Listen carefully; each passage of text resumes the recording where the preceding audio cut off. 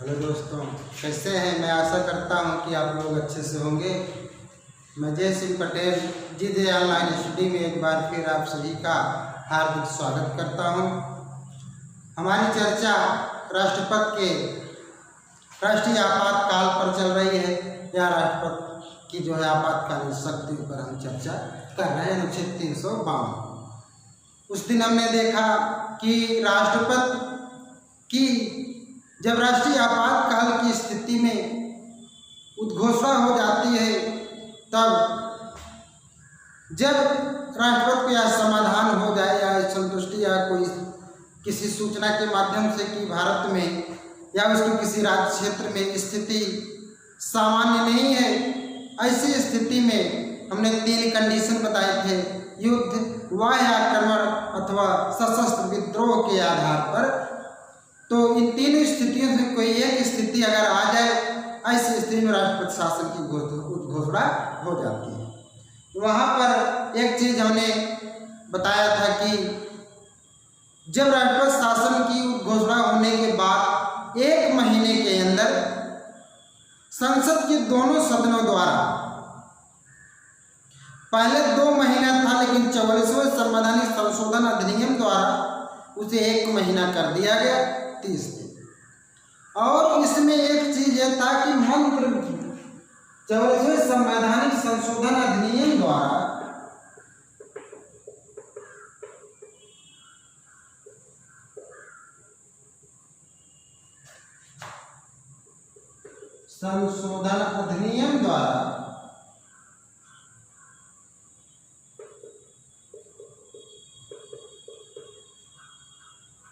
यह जोड़ा गया कि मंत्रिमंडल के लिखित परामर्श, मंत्रिमंडल के लिखित परामर्श के आधार पर ही राष्ट्रपति राष्ट्रीय आपातकाल की घोषणा करेगा। तो ध्यान रहे कि मंत्रिमंडल शब्द का प्रयोग भारत के मूल संविधान में नहीं किया गया था। इसी मंत्रिमंडल शब्द को जो है 44वें संवैधानिक संशोधन अधिनियम 1978 द्वारा जो है जोड़ा गया। तो भारत के संविधान में यह भी एक प्रश्न आता है कि भारत के संविधान में मंत्रिमंडल शब्द का कितनी बार प्रयोग किया गया और कहाँ पर किया गया। तो भारत के मंत्रिमंडल शब्द का प्रयोग केवल एक बार 1978 में प्रथम बार किया गया। मंत्रिमंडल शब्द का प्रयोग केवल एक स्थान पर किया गया है, वो भी राष्ट्रपति के आपातकालीन शक्तियों के अंतर्गत अनुच्छेद 352 में बाद में इसे जोड़ा गया मंत्रिमंडल।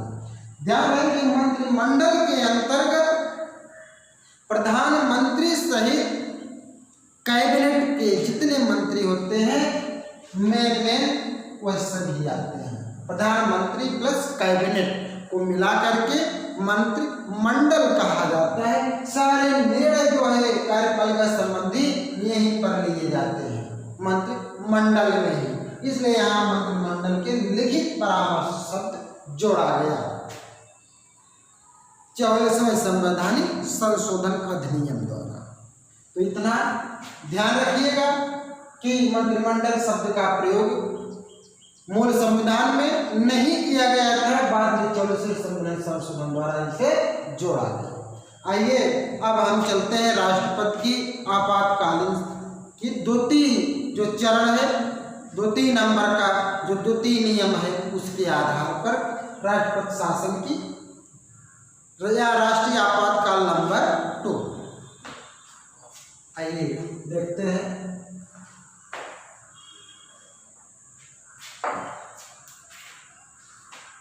दूसरा है, पहला तो राष्ट्रीय आपातकाल था, अब हम चलते हैं दूसरा राष्ट्रपति की या राष्ट्रपति शासन,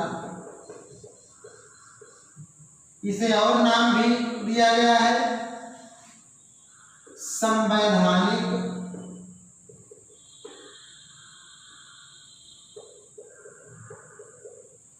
तंत्र या संवैधानिक मशीनरी भी कहते हैं, संवैधानिक तंत्र की विफलता।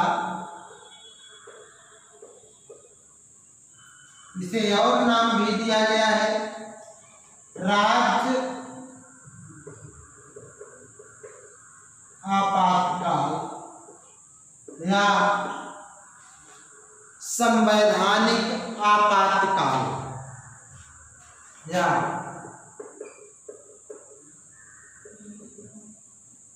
संवैधानिक आपातकाल।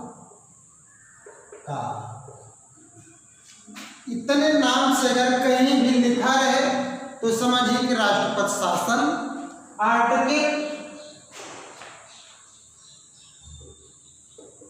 अनुच्छेद 356 राष्ट्रपति की आपातकालीन शक्ति के अंतर्गत दूसरे नंबर की है, यहाँ लिख देते हैं।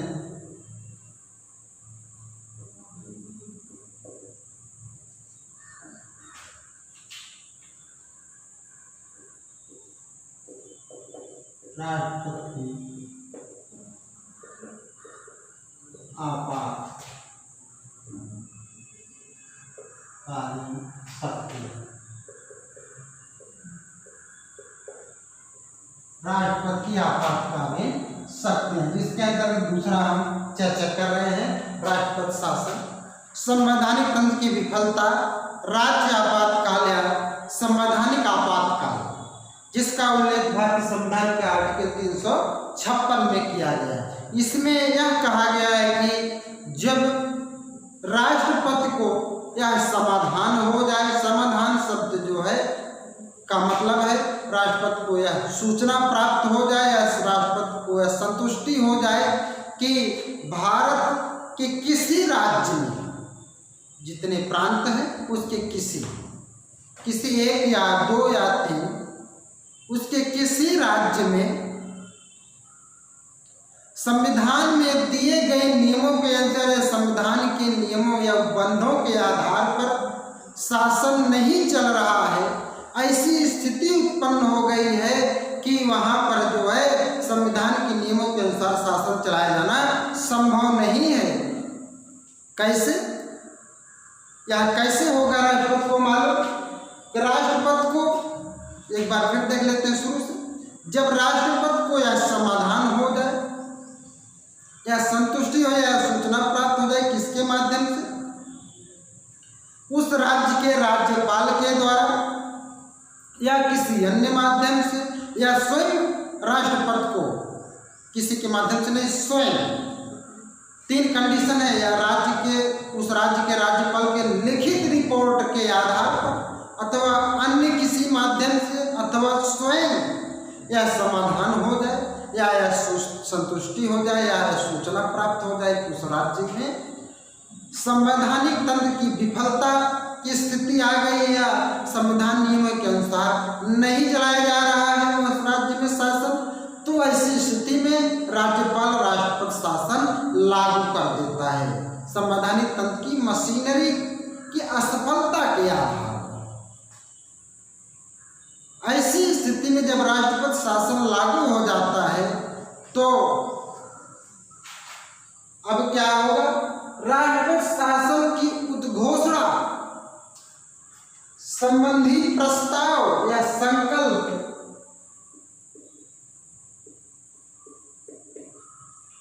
राष्ट्रपति को समाधान किसके द्वारा होगा? राज्यपाल के द्वारा, राज्यपाल के लिखित रिपोर्ट पर लिखित प्राप्त अथवा अन्य माध्यम से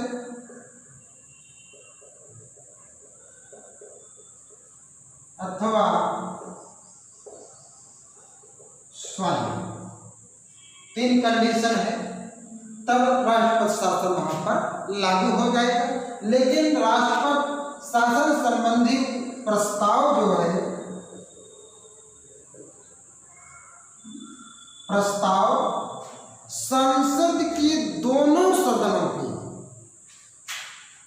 संसद के दो सदन,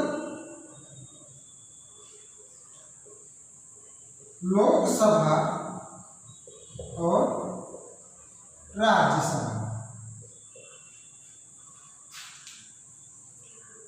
लोकसभा और राज्यसभा के दोनों सदनों के अलग अलग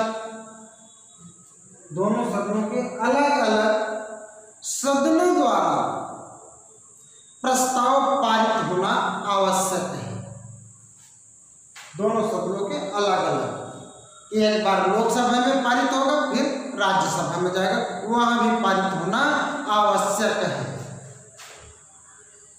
संसद के दोनों सदनों के 2 महीना, ये भी प्रश्न है कि 2 महीने के अंदर,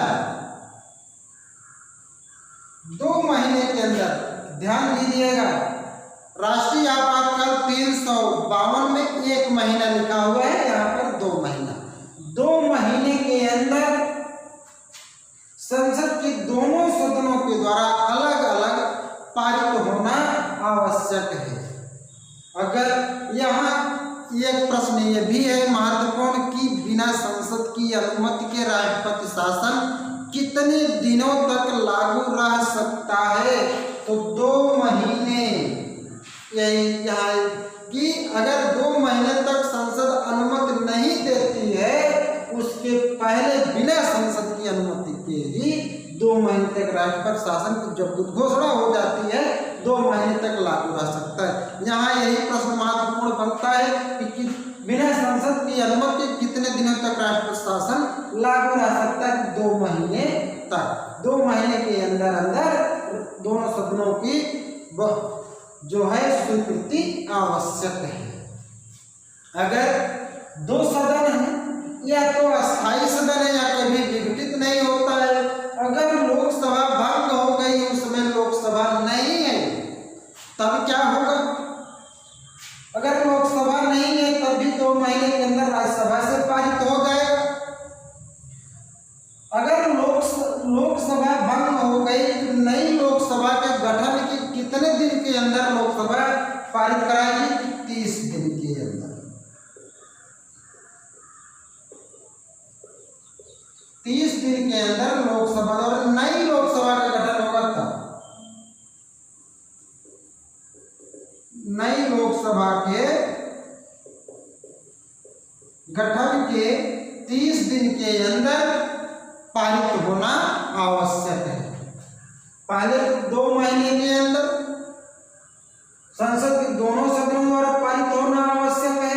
अगर उस समय जब पारित हुआ तो लोकसभा अगर भंग हो गई है, लोकसभा नहीं है, सत्र नहीं चल रहा है, तो ऐसी स्थिति में अगर नई लोकसभा का गठन होता है 30 दिन के अंदर पारित होना आवश्यक है, अन्यथा वह निरस्त हो जाएगा। ये तो रहा हमारे, लेकिन इसमें एक चीज और कहा गया, बात में जोड़ा गया, 44वें संवैधानिक संशोधन अधिनियम 1978 में यह प्रावधान किया गया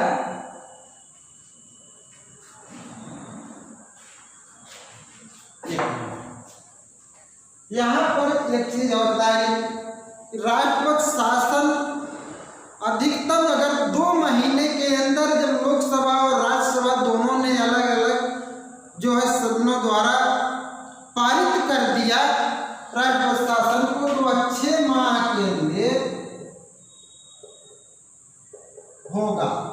अगर इससे अधिक बढ़ाना है तो फिर संसद के दोनों सदनों के अलग अलग सदनों द्वारा जो है पारित कराना आवश्यक हो, तब बढ़ाया जाएगा। लेकिन यहाँ बताएंगे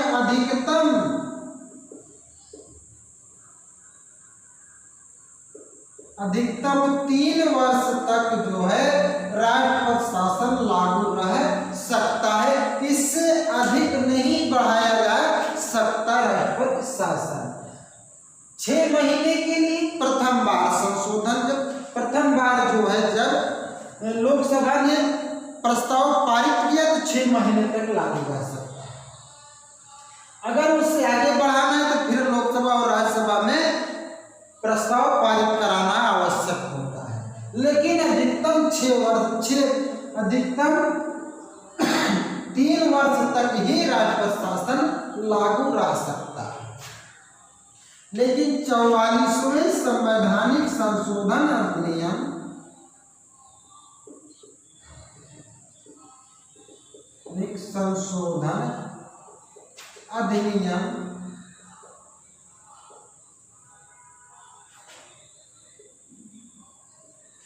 1978 में जनता पार्टी की जब सरकार है, उन्होंने जो है यह एक संशोधन किया, 44वां संवैधानिक संशोधन, जिसके द्वारा यह प्रावधान किया गया कि अगर राष्ट्रपति शासन को 1 वर्ष से अधिक बढ़ाया जाना है, 1 वर्ष से अधिक 6 माह के प्रथम बार होगा, अगर उसे 1 वर्ष 6 माह और बढ़ाना हुआ तो ऐसी स्थिति में अगर 1 वर्ष से अधिक करना है, तीसरी छमाही, तब क्या करना पड़ेगा? 1 वर्ष से अधिक के लिए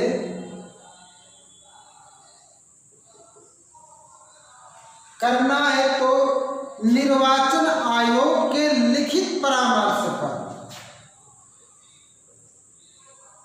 निर्वाचन आयोग यह लिखित परामर्श देगा,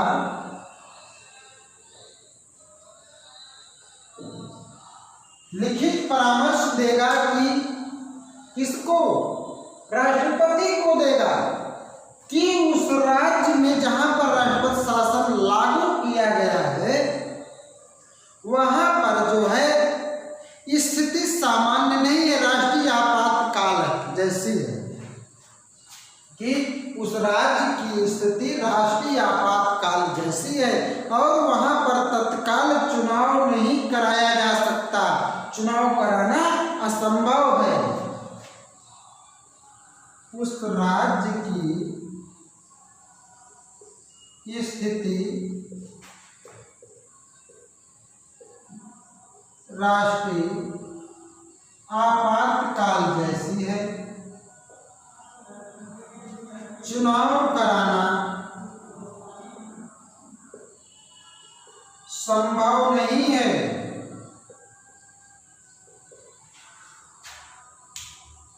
1 साल से अधिक बढ़ाना है। ऐसी स्थिति में निर्वाचन आयोग महत्वपूर्ण है। किसके लिखित परामर्श पर? निर्वाचन आयोग के लिखित परामर्श पर।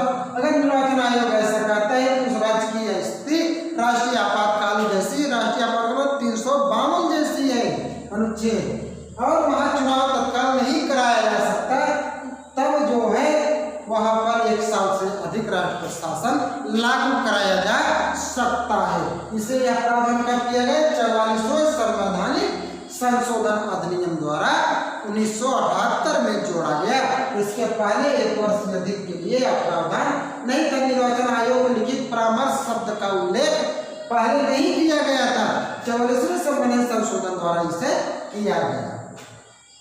अब आइए देखते हैं कि जिज्ञासा के विषय कई बार प्रश्न भी बनता है, कई बना है और बनेगा भी, कि सर्वप्रथम भारत में जो है राष्ट्रपति शासन किस राज्य में लागू किया गया? सर्वप्रथम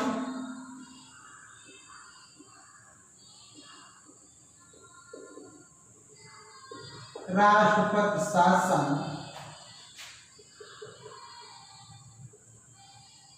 किस राज्य में लागू किया गया और कब लागू किया गया?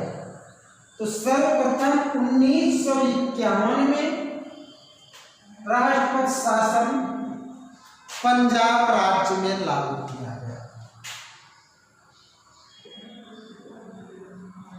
पंजाब राज्य उस समय पेप्सू इसको कहा जाता था, पंजाब को पेप्सू कहा जाता था।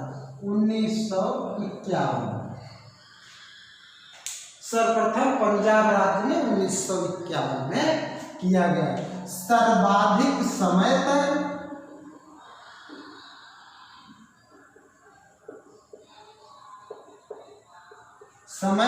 राष्ट्रपति शासन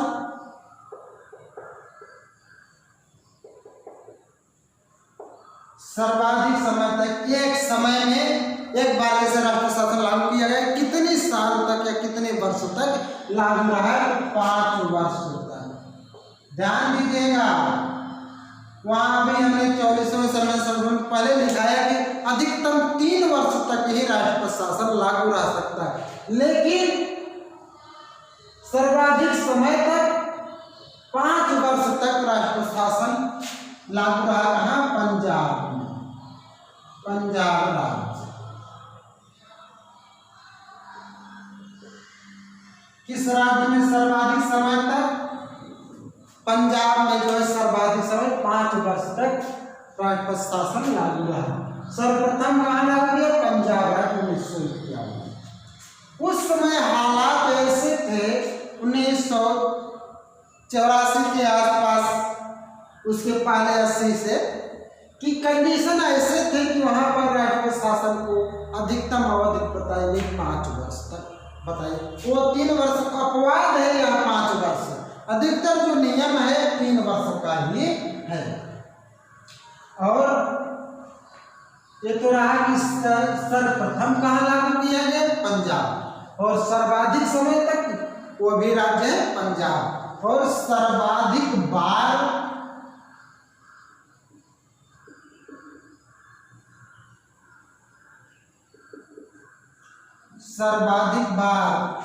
या सबसे अधिक किस राज्य में जो है राष्ट्रपति शासन लगाया गया है? सर्वाधिक बार राष्ट्रपति शासन।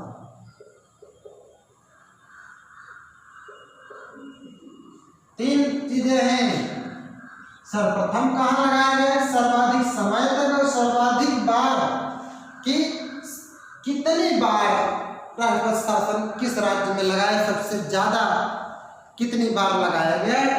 तो 11 बार।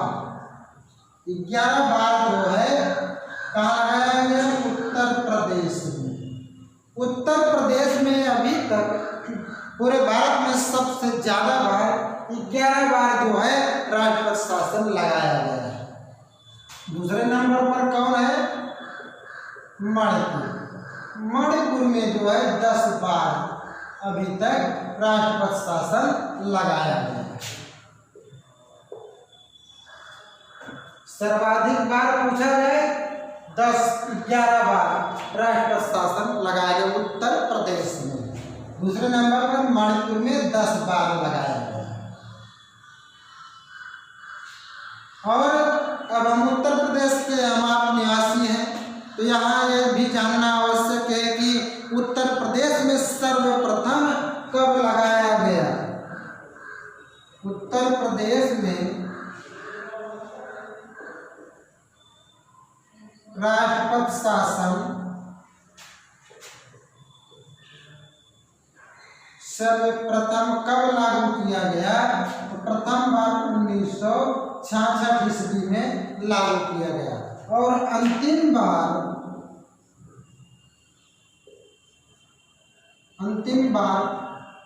2002 में जो है राष्ट्रपति शासन लागू किया गया था। जब मायावती की सरकार थी, बर्खास्त करके राष्ट्रपति शासन लागू किया गया। उसके बाद मुलायम सिंह यादव उत्तर प्रदेश के मुख्यमंत्री बने 2002। तो यह अंतिम बार जो है उत्तर प्रदेश में 2002 में राष्ट्रपति शासन लागू किया। तब से अभी तक राष्ट्रपति शासन नहीं लगा है।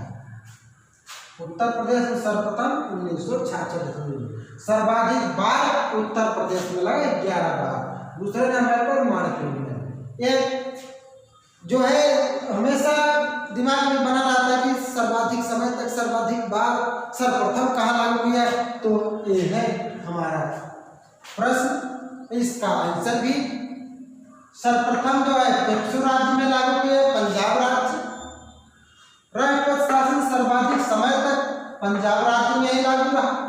सर्वाधिक बार जो है 11 बार लागू किया गया, वो भी उत्तर प्रदेश में, और मणिपुर में 10 बार दूसरे नंबर पर आता है। और राष्ट्रपति शासन उत्तर प्रदेश में सर्वप्रथम कब लागू किया? 1966 ईस्वी, अंतिम बार 2002। ये हमारा राष्ट्रपति शासन रहा। अब आइए हम देखते हैं राष्ट्रपति शासन या राष्ट्रपति की आपातकालीन शक्ति के अंतर्गत तीसरी शक्ति क्या है। आपातकालीन शब्द के अंतर्गत।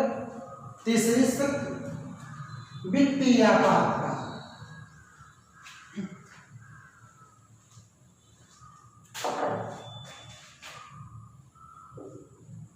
राष्ट्रपति शासन की शक्तियां ठीक से लिख देते हैं, ठीक से।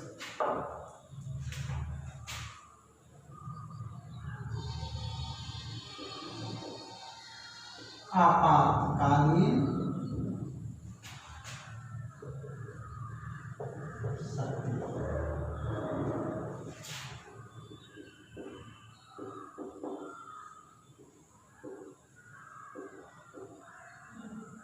राष्ट्रपति की आपातकालीन शक्तियां।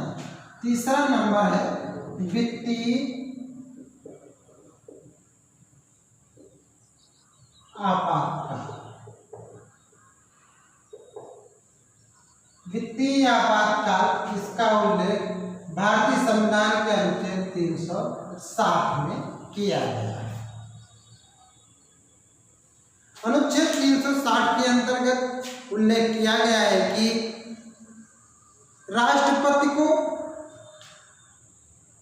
भारत के संपूर्ण भारत या भारत राज्य क्षेत्र अथवा उसके किसी भाग में यह समाधान हो जाए या संतुष्टि हो जाए या सूचना प्राप्त हो जाए राष्ट्रपति को कि भारत राज्य क्षेत्र अथवा उसके किसी राज्य क्षेत्र में वित्तीय अस्थायित्व संकट में है, राष्ट्रपति को यह समाधान हो जाए कि वित्तीय अस्थायित्व संकट में है। कहने का मतलब कि हमारी जो वित्तीय स्थिति है वह बहुत ही दयनीय अवस्था में पहुंच गई है, संकटकालीन स्थिति आ गई है। तब जब वित्तीय अस्थायी संकट में है, राष्ट्रपति को यह समाधान हो गया, तब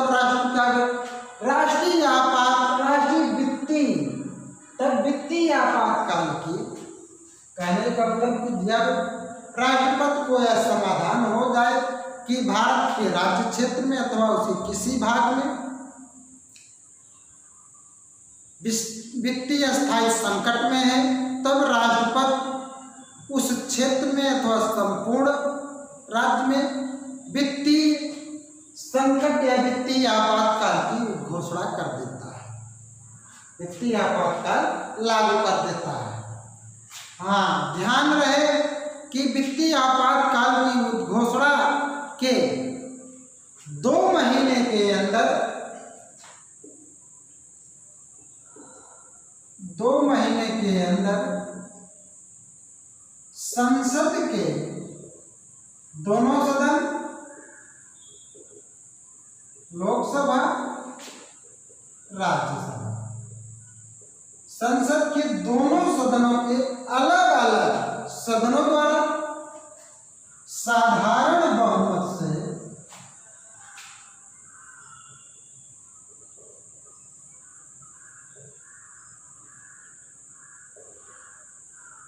साधारण 50% प्लस साधारण बहुमत से प्रस्ताव पारित होना आवश्यक है।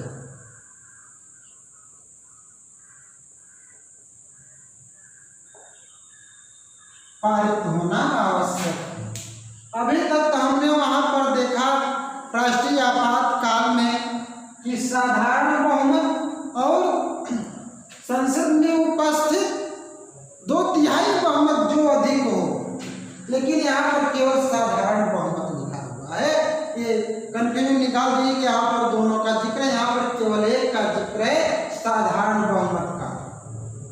संसद के दोनों सदनों के अलग अलग सदनों द्वारा साधारण बहुमत से प्रस्ताव पारित होना आवश्यक है। कितने दिन के? 2 महीने के अंदर। तब राष्ट्रपति जो है वित्तीय आपातकाल की घोषणा हो जाती है। ध्यान रहे कि अभी तक भारत में एक बार भी वित्तीय आपातकाल की घोषणा राष्ट्रपति द्वारा नहीं की गई है। कहने का मतलब अभी तक यह स्थिति नहीं आई है। पूछा जाता है